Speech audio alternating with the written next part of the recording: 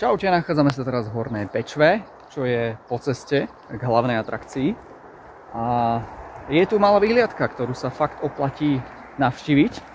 Už len kvôli tomu, že architektonicky je to veľmi zaujímavé a výhľady sú tu nádherné. A dá sa tu aj okúpať. Takže kúkneme sa na to. A hneď potom vyrážame na Rožnov pod Radhošťem, ale nie pred rannou kávou, lebo so mnou reč nebude. Je pred 8 a ešte som ju nemal.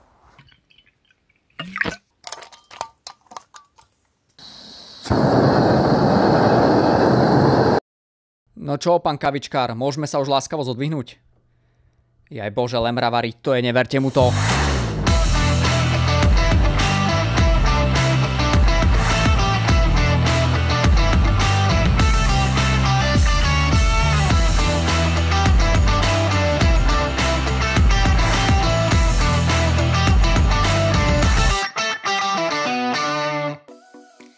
Asi by som mal začať vysvetlením, prečo práve v Hornej Bečve. No totižto, keď ideme za atrakciami do Beskyd, za ktorými ideme my, tak po ceste sa nachádza táto famózna výhliadka a je naozaj originálna, nikde inde som sa s ničím takýmto nestretol. Ide tu v podstate o takéto, malo by to pripomínať kocky, no pardon, ale sme už v Čechách, takže v tomto prípade krychle. A architekti, ktorí to tu naprojektovali, to mysleli tak, že to zasadia priamo do toho prostredia bez poškodzovania nejakých drevín, takže preto tam trošičku tie stromy zavadzajú, čo je ale super, že kvôli tomu nič nevykácali. Naozaj tu bolo použité nič iné ako oceľ, drevo a kameň. A stáva sa z toho postupne hlavná atrakcia, napriek tomu, že to bolo myslené tak, že zastavíš na parkovisku autom a odbehneš si na 10-20 minút naozaj na tieto výhliadky. Po ceste sa navyše nachádza aj táto železná lávka, z ktorej je výhľad číslo 2. Toto je tá strmšia cesta, ale nachádza sa tu aj oveľa miernejšia cesta z druhej strany, ktorou sa dá vybrať k týmto výhliadkam. Naozaj to stojí za to.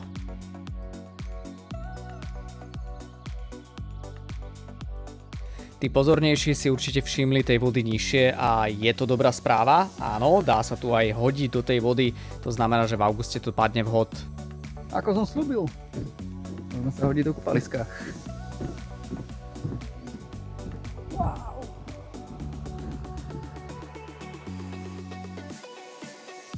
Okrem vodnej nádrže samotnej je tu aj nejaká tá rekreácia a miestni si tu vybudovali malé ihrisko alebo prístupové móla do vody, takže o zabavu postarané, len na tie lavičky ako si k nevydalo.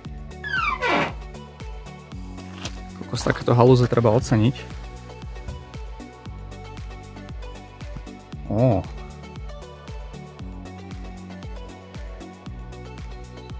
A sem ideme. A teraz je čas posunúť sa k hlavnej atrakcii a vyrážam teraz z Hornej Bečvy na parkovište Pustevny, ktoré sa nachádza v nadmorskej výške 1018 metrov nad morom, preto je cesta takáto kľukatá. No a tu sme pri chodníku v korunách stromov s názvom Stezka Valašská. Ak mi teraz povieš, že bojnica máš bližšie a pôjdeš radšej tam, tak sa môžeš rovno otočiť na päte, pretože tu majú niečo, čo nemajú v celej Európe. Stezka Valašská je otvorená od roku 2019 a je rozdelená na dve časti. Prvá je samotný chodník v korunách stromov, ktorého najvyšší bod je 15 metrov nad zemou, zatiaľ čo vyhliadka samotná má 30 metrov nad zemou, ten najvyšší bod. Cenovo sa to pohybuje za 13,80 za vstup na vyhliadku alebo 320 českých korún.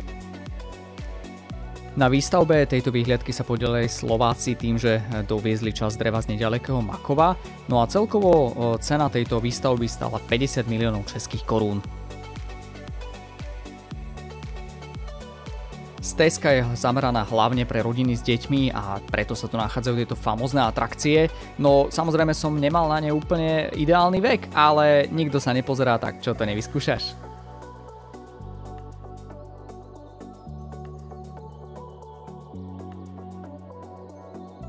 Okrem trampolín tu napríklad nájdeš aj takéto lezecké steny alebo lanové preliesky pre tých najmenších, ktoré sa začínajú hore a postupne sa dostaneš na nižšie poschodia.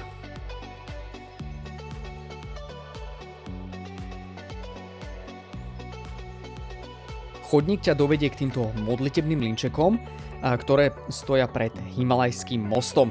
No a napriek jeho dĺžke, čo je 150 metrov, sa mi ho nepodarilo nejak výraznejšie rozkývať a bude to tým, že laná, ktoré sú na ňom, unesú až 35 tón. Ale z čoho mi fakt odpálilo dekel, to je to, že zábradlie sa viazalo ručne a to trvalo až 2 mesiace. Áno, počuješ dobre, neviem si síce predstaviť v praxi realizáciu tohto projektu, hlavne kde zohnali všetky tie švadleny, ale idú ďalej a spúšťajú novú atrakciu, bude to akási jazda bicyklom po lane, síce presnejší dátum spustenia nie je zverejnený, ale vyzerá to byť safe a ukotvené je to dobré, dúfajme, že to budú robiť lepšie ako títo typci.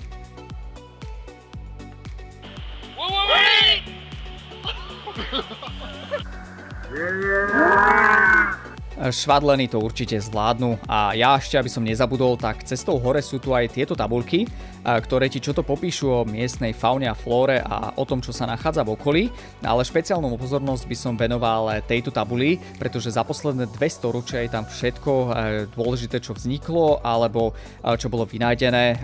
Každopádne vôbec som sa neurazil, že tam nedali moje narodenie.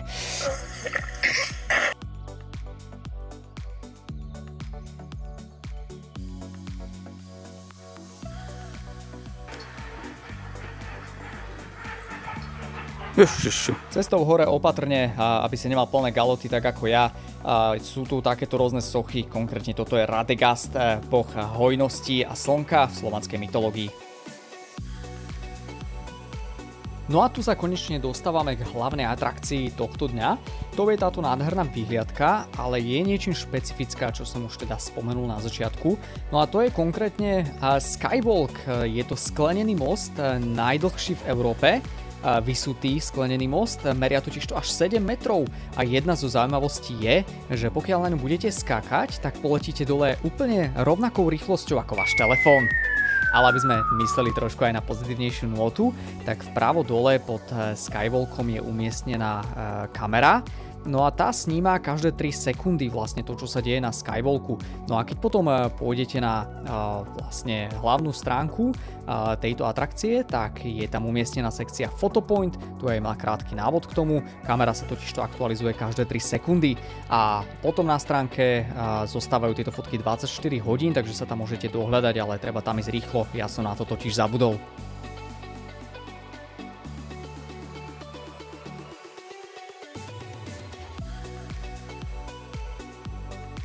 Výhliadka je pre celodenný výlet ideálna, obzvlášť keď sem dojdú nejaké také mraky, ktoré zahalia tie mostiky do hmly a potom to pôsobí veľmi kuriózne. No a pre Slováku ešte jeden taký malý bonus, keďže počúvame stále o Babišovom čapom hnízde, tak konečne som ho našiel!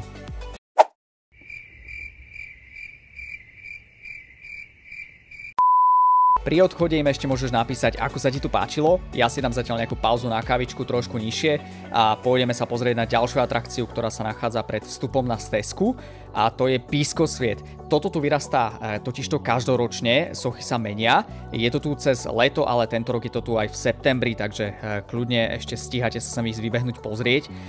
Čo je zaujímavé, organizuje to spolok Happy Forest a je tu použitých až 90 tón a to ekologicky nezávadného piesku. A skutočne klobúk dolu tým ľuďom, čo to stavajú, je preto nutné veľa trpezlivosti a naozaj majú môj obdiv.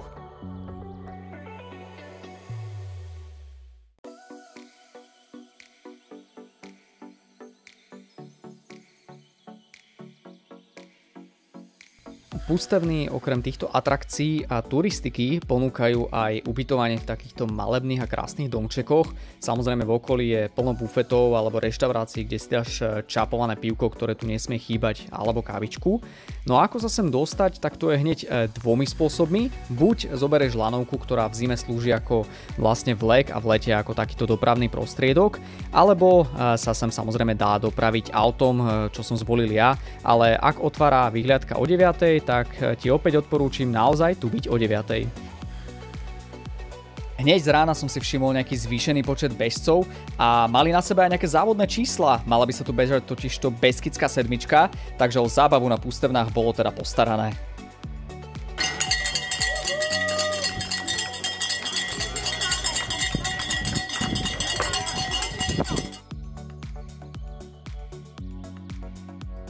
Ako som už spomenul, vrchol Beskyd je ideálny na turistiku aj práve preto, že je to skutočne bezzásahové územie a majú tu aj určité rarity, na ktoré sa oplatí spozrieť. Momentálne šlapem na Čertův mlyn, čo je celkom zaujímavý prírodný úkaz. A je to opačným smerom ako na Radhoš zo Stežský Valašska. A je to preto, pretože naučil som sa nový pojem, čo je overturizmus. A pokiaľ to tam chcete zažiť, tak určite choďte. Ale nie, dá sa tam ísť, ale skôr si správcovné dni ako cez takéto sviatky. A aj napriek tomu, že som sa vybral opačným smerom, tak je tu celkom dosť ľudí tým, že sa tu konajú nejaké závody. A je veľmi vtipné, že väčšina debat sa točí okolo toho, že tých závodníkov, že koho boli koleno, stehno, aké sú zdravotné problémy a tak ďalej. Takže, no a každopádne dá sa sem dostať z dvoch smerov. Z Kunčic pod Ondřejníkem, to je po zelenej značke, sú tam dva vodopády, ale je to asfaltka celkom nuda. Alebo po červenej značke Šteladnej, a to je síce tiež asfaltka, ale vezme vás to z vrchol Knehyne, kde sa nachádzajú hneď tri zdravé šelmy, to je medveď, vlk a rys, to chceš. Alebo respektíve okrem tej červenej značky sú tam fantastické výhľady, takže odporúčam sa skôr to vybrať. Alebo prípadne si prejsť tento hrebeň, ako to idem ja od Stežský Valašska. Ak by sa ti nechcelo chodiť až k Čertovmu mlynu, tak kvôli tej prírode sa naozaj oplatí prejsť aspoň časť toho hrebeňa, či už je pekne, alebo keď sa to zahalí do takejto hmly, tak to pôsobí veľmi dobrodružne. No a Čertův mlyn ako taký je veľmi zaujímavá stavba, ono totiž to nikto nevie, ako sa tam vlastne objavil. A okolo takýchto magických miest býva veľa legend, ako je zvykom. Konkrétne Čertův mlyn sa tu mal zjaviť tak, že jedna selka v nedalekej dedine v podstate sa dosť nudila, nikto tam zrejme ani moc nechodil, a tak predniesla, že keby aspoň sem sám čert prišiel.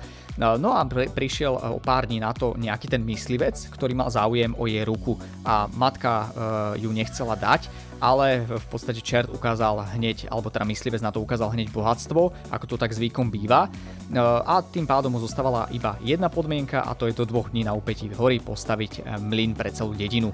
Oni si stále mysleli, že ide o nejakého myslivca a nevšimli si asi jeho chlpaté kopýtko. No a ako náhle zistili, že je to čert, chceli sa z toho vykrútiť, a tak neviem, ako im to napadlo síce, ale nastražili kohúta na strechu, ktorý nečakane tesne po polnoci hneď zakokrútal, a čert sa zlakol a táto obrovitánska kamenná stavba, tá platňa mu vlastne spadla, čím bola zlomená jeho moc, a dodnes sa traduje, citujem, že tá skála leží pod horou a sú v ní i čertová záda, čo teda osobne dúfam, že nie, ale je to skutočne zaujímavé, nevyzerá to, že to príroda stvorila a takisto nikto nevie, prečo to tam bolo postavené. Dá sa o tom dohľadať samozrejme veľa v podstate teórií na internete, ale najlepšie je si to tu ísť pozrieť osobne.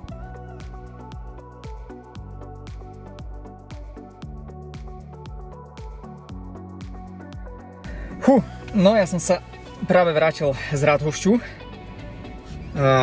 Je tu fakt mega pekne, určite odporúčam sa sem vybrať. Je naozaj ideálne cez pracovný deň, ale ak sa nedá, aj každý víkend bude lepší, okrem toho, kde sa udejú preteky, alebo kde sa stretnú preteky a voľno v jednom čase. A keďže toto video bude celkom nabité tipmi, kam ísť len tak na víkend, tak by som to rozdelil na dve. V druhej časti nás čaká smrk, kopec, ktorý si naozaj zaslúži pozornosť, a takisto jeden bonus, ktorý si necháme na záver, ale tu by som to zatiaľ ukončil. Počkaj, ešte posledná vec na záver. A ja sa teraz nachádzam v Škótsku, kde podnikám jeden veľmi slavný trek západnou časťou s názvom West Highland Way, a po ceste sú také zaujímavosti, ako je veľké jazero Loch Lomond alebo mesto Fort Williams, odkiaľ vyráža Harryho Potterovský Express, a to budem dokumentovať postupne na svojom Instagrame, takže určite sa tam pozri. No a ja sa na teraz s tebou lúčim do ďalšieho videa, tak čauko.